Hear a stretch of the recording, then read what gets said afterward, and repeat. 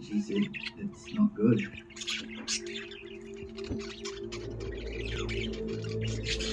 I picked the kids up and raced into town. We drove down to straight to White Island Tours. We just saw the ambulances and police everywhere. They had the whole family around. We were all, just waiting for the news.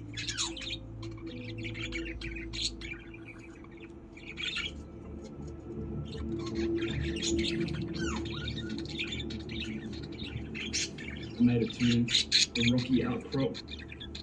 You see the view of the water, and I was like, I made it.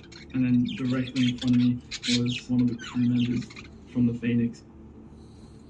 He had the radio to his mouth, saying something like, "That's it, mate, time to wrap up." As soon as I heard that, I just yelled with whatever energy that I had left. It was more like a scream. And then he turned around with a wide-eyed expression, like the shock on his face, saying like, holy crap. And he straight away just said, "I have a survivor, let's go." And then when I flung my arms around his shoulders, I just remember saying, my family, what I wanted to do the whole time was just get him to allow me to take him back to where everyone else was. He was like, "It'll be okay.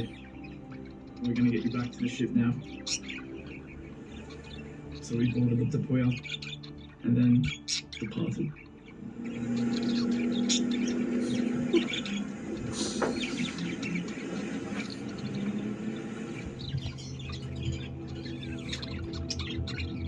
I lost track of all time because I was just so busy trying to communicate with the air control.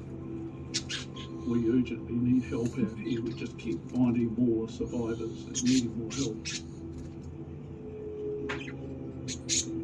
They called back probably 5 minutes later and said, "We've been directed by the communications centre that we're not to go to the island."